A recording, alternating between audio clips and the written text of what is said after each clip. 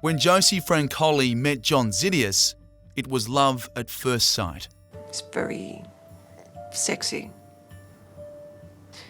In my eyes, John is hot. But for the 10 years they were a couple, he led a secret double life. Friday, 6 o'clock, 15th of June 2007. What did I see? My boyfriend of 10 years, my hun, my babe, Johnny, walking down the St Kilda police steps with dozens and dozens of film camera, TV men and radio people all around him, and said, discovered Australia's worst mass serial rapist in Australia's criminal history. So Josie's largely responsible for putting this guy away? Well, Josie's, she should be commended. I felt glad I did it. I saved all those girls. I've stopped it all. It's very brave, Josie. So I've been told. But it had to be done.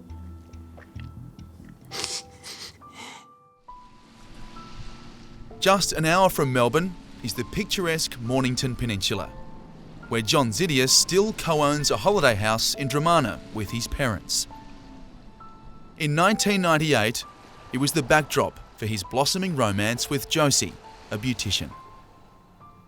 When I met him, I saw the biggest crystal blue eyes from the distance, and his body, his physique, it just turned me on completely. It was instant physical attraction. He just wanted one girlfriend. He didn't want to run around with different girls anymore. He was sick of it. He said to me on the first date, "I'm so glad I met you, Josie." Born in Australia to Greek parents, John Xydias was a chef who worked in a number of Greek restaurants, sometimes with his best friend, Harry Barkas. Josie says they discussed marriage and having children. They'd spend several nights a week at each other's homes. To Josie, he was a nice guy, with a playful side. It was only towards the end of their relationship that she began to think there was a side to him she didn't know. My lingerie was going missing. Bottom halves, panties. I thought he had some type of fetish. And then there was his fascination with television host Naomi Robson. John really adored her. Even her personality, everything, especially her eyes and the way she spoke. And just adored her. Just like he was a fan. A fan who cut out pictures of her to stick on photos of other women. I go, "Why have you got her face over on top of another girl's face with the bra?"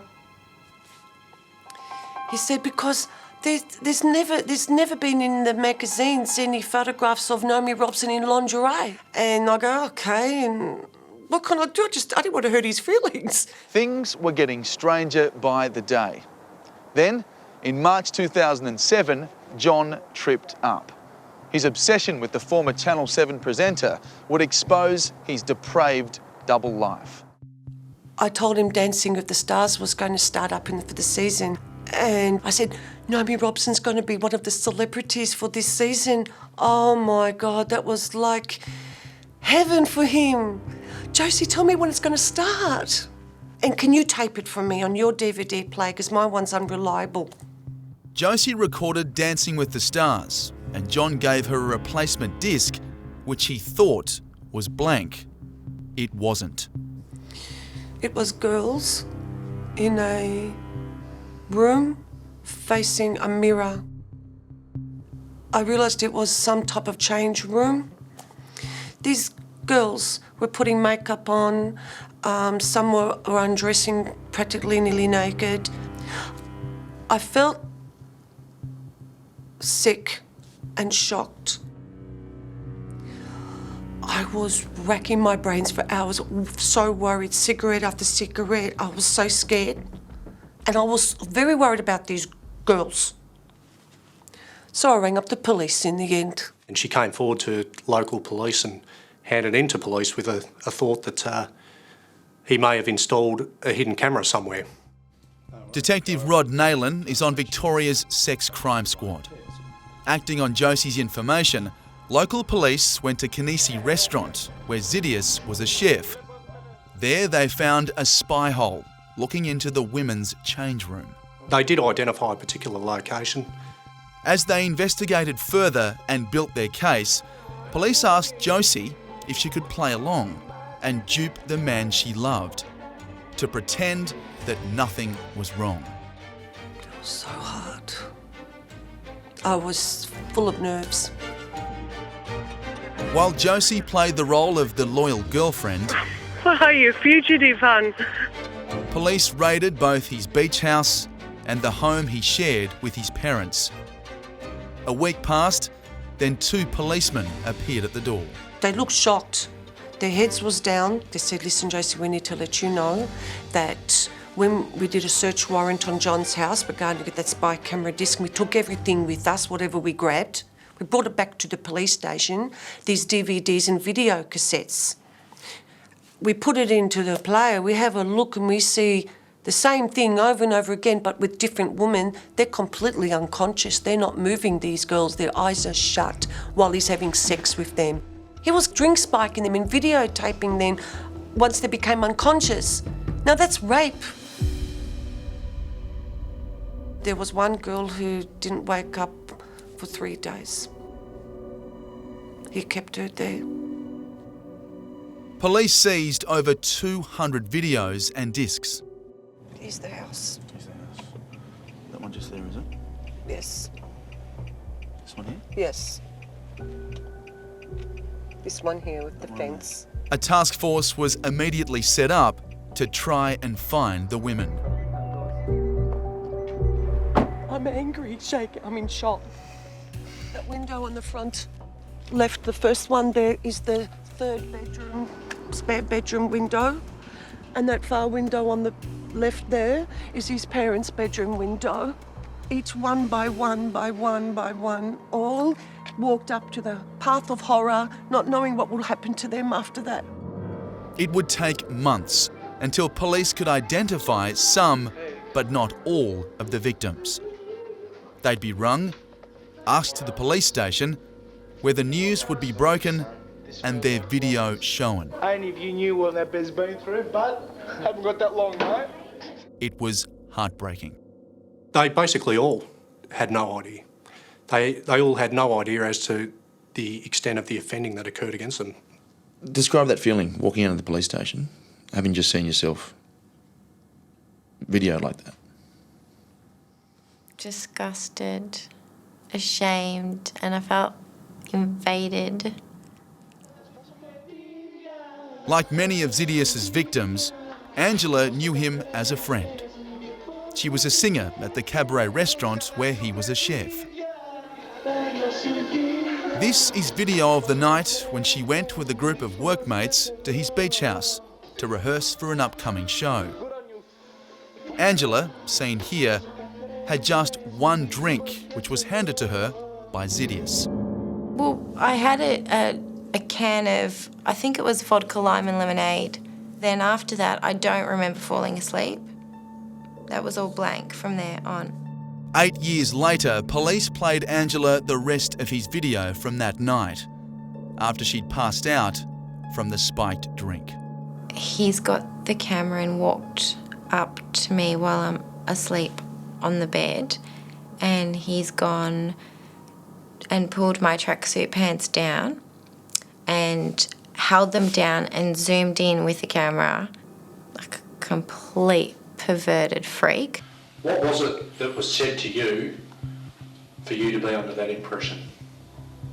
That you could have your way with them when they were unconscious? I just used to look after them, not like, I never used to have like intercourse, they were unconscious, but just so I can still hold them and tuck them in bed and caress them and all those things.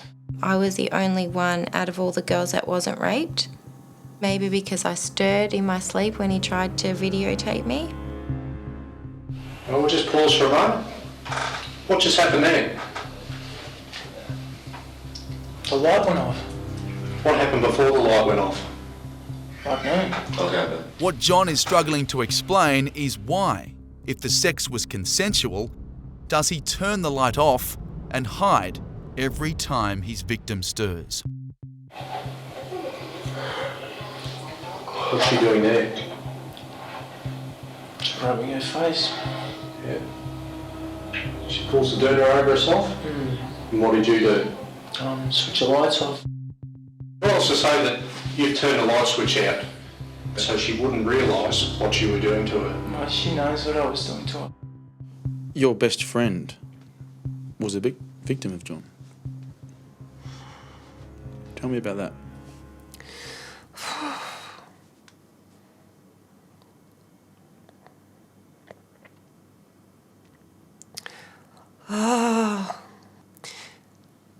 It hurts me.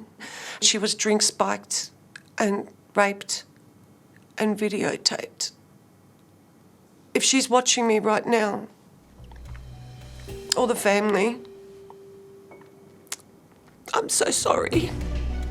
Many of them still struggling to come to terms with it. Police found 12 victims on the Xydias tapes, but to this day, 4 of them remain unidentified. Who knows how many more victims there would have been if not for Josie. I felt glad I did it because he would have continued to do it. It was his obsession. I've stopped it all. John Xydias was sentenced to 28 years jail. But there's a twist. He wasn't alone. Remember his best mate? They used to bag each other behind each other's backs to me. Oh, God. They're like little kids. Oh, Johnny, he always gets the girls. Oh, yeah, Harry, he thinks he can get the girls, or Harry this, or Johnny this. Don't worry. He'll sort you out for sure. John Xydias and Harry Barkas were childhood friends. Their families emigrated to Australia from the same Greek island. John and Harry were inseparable. How close were they? Like crick and crock. Thick and thin like this. They were very similar. They got along very well. And yeah, they both just seemed like very happy, outgoing guys. Kate worked with both men in the same Melbourne cafe where she was a waitress, Xydias the chef and Harry Barkas the kitchen hand. It was 2005. She was 19 and regarded 42-year-old Harry as a friendly father figure. He was definitely someone that I thought that I could depend on, get advice from. Harry and Xydias were regulars at Melbourne's night spots. One was fun, the other charming, and their victims always unsuspecting. We know now they trawled for women together, but carried out their crimes alone. In the early 90s, though, all police knew was that women were being targeted by a predator who befriended them at bars. He'd charm them, offer them a lift home, and along the way stop and buy them a hot chocolate. It was spiked and they'd be raped. In 1995, there was an investigation into the hot chocolate rapist, and that investigation surrounded a male offender who was targeting women as they were leaving nightclubs around Melbourne. But the trail went cold. Years later, when police arrested John Xydias, they thought they had their man, the hot chocolate rapist.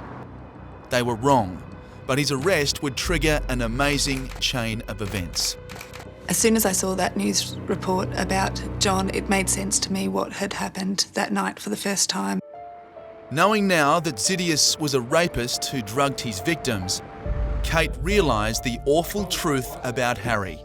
Since day one that he met me, he picked me out to be one of his victims. And the night he'd come to her place to console her after she'd broken up with her boyfriend. Would you like a coffee, Kate? I love a coffee. After today, I absolutely love a coffee. She was distressed, and he gave her a sedative, saying it would help calm her. The next thing I remember is waking up very late the next morning. Harry was in my bed. When I took the blankets off myself, Harry didn't have any pants on, and that was quite bizarre and concerning.